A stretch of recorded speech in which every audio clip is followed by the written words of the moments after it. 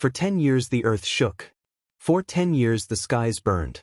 For 10 years 2 armies of immortal beings clashed in a war so violent that mountains crumbled into dust and the seas themselves boiled with fury. On one side stood Zeus and the Olympian gods, young, hungry and burning for justice. On the other side stood Cronus and the mighty Titans, ancient, powerful and determined to hold onto their throne at any cost. Neither side could win. Neither side could lose. Until a prophecy, a prison break, and 3 brothers with the most extraordinary gift in the history of creation changed everything forever. This is the Titanomachy, the greatest war the universe has ever seen. The moment Zeus and his siblings stood united against their father Cronus, the cosmos held its breath. 6 Olympian gods against an army of immortal titans who had ruled the universe for generations. The odds were not in Zeus's favor.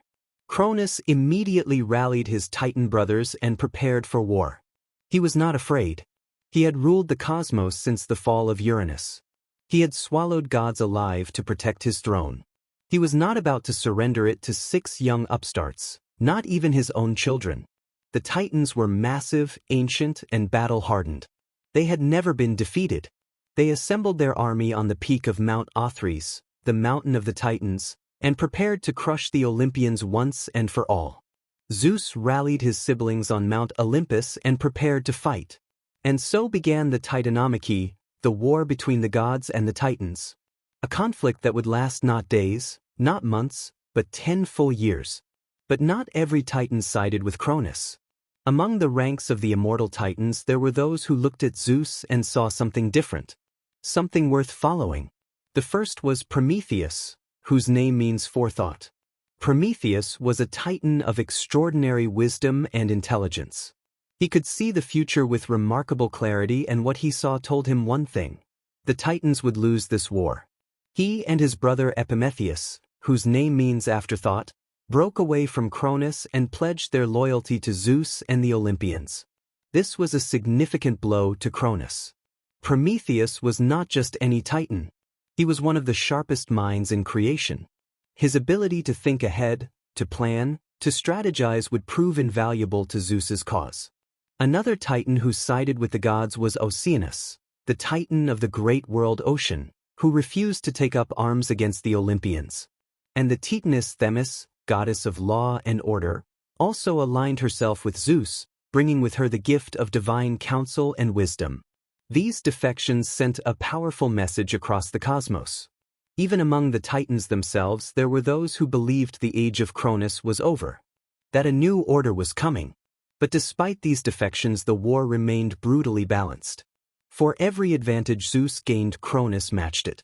For every battle the gods won, the Titans fought back harder. 10 years passed and neither side had secured victory. The war had reached a stalemate. And a stalemate in a war between immortals can last forever. It was Gaia, the ancient mother of all creation, who finally broke the deadlock. Gaia had watched this war with the eyes of a being who had existed since the very beginning of time. She had seen Uranus fall. She had seen Cronus rise. Now she watched her grandchildren struggle against her children in a war that was tearing the universe apart. And she knew something that Zeus did not. She went to Zeus and told him the truth.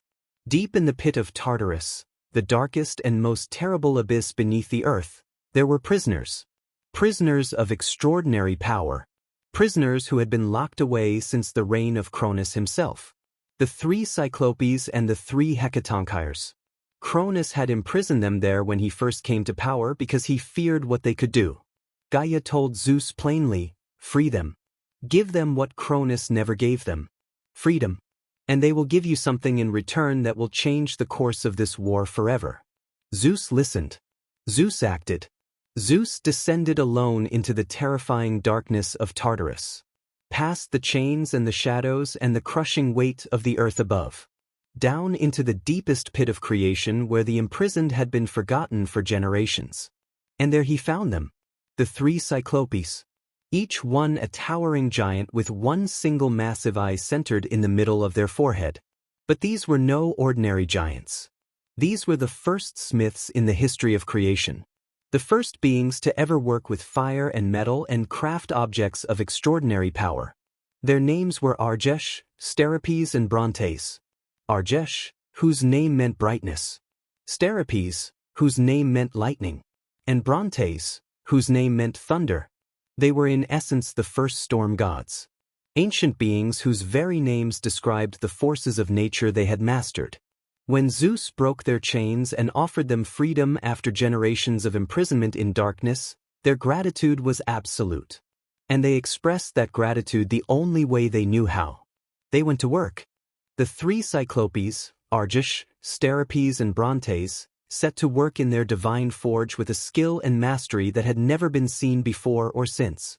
They were the greatest craftsmen in the history of creation, and they had 3 weapons to make. 3 weapons that would tip the balance of the greatest war in the universe. The first weapon they crafted was for Hades. A helmet of invisibility, a magnificent dark helmet of divine craftsmanship that when worn rendered its wearer completely invisible to gods and mortals alike. Not just hidden from sight but erased from existence itself. No eye divine or mortal could perceive the wearer. Hades took the helmet and the darkness around him swallowed him completely. He was gone. The second weapon was for Poseidon. A trident of immense power, 3-pronged, forged from divine metal, capable of shaking the earth and splitting the seas. When Poseidon drove it into the ground, mountains trembled. When he raised it above the ocean, the waves rose to swallow the sky. Poseidon held his trident and the seas themselves roared in recognition of their new master. But the third weapon, the greatest weapon ever forged in the history of creation, was for Zeus. And it took all 3 Cyclopes working together to make it. Argesh contributed the brightness. Steropes contributed the lightning. Brontes contributed the thunder. Together the 3 brothers combined their greatest gifts into a single weapon of unimaginable power. The lightning bolt of Zeus. A crackling, blazing, thunderous weapon that contained the brightness of the sun, the strike of lightning and the roar of thunder all in one. When Zeus closed his fist around it, the skies above cracked open. The clouds gathered.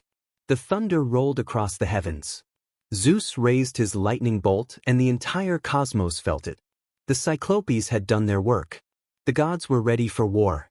But Zeus did not stop at the Cyclopes. He went deeper into Tartarus and found the 3 Hecatonchires, the 100-handed ones. 3 beings of almost incomprehensible power, each one with 50 heads and 100 arms. Beings so monstrous that even their own father Uranus had feared them enough to imprison them at the beginning of time.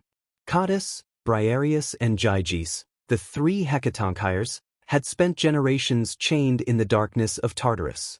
When Zeus broke their chains, their gratitude matched their power. And their power was beyond anything the Titans had ever faced.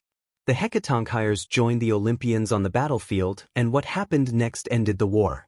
With 300 arms between them, the Hecatonchires began hurling boulders at the Titans. Not one boulder at a time. Not 10. Hundreds simultaneously. A storm of mountains raining down on the Titan army with a speed and ferocity that could not be defended against. The Titans had never faced anything like it. Their formations broke. Their defenses crumbled. And as they scattered, Zeus unleashed his lightning bolts from above, each strike blazing with the brightness of Argesh, the lightning of Steropes and the thunder of Brontes. The battlefield became a storm of destruction unlike anything the universe had ever witnessed. The Titan army was led by Atlas, the mightiest warrior among them. While Cronus had commanded the army, Atlas had been its greatest weapon. Enormous, powerful and fearless, Atlas had driven the Titan advance for 10 years. But even Atlas could not stand against the combined fury of Zeus's lightning bolts and the Hecatonchires' endless storm of boulders. One by one the Titans fell. One by one they were overwhelmed, defeated and captured. Cronus himself was finally overcome.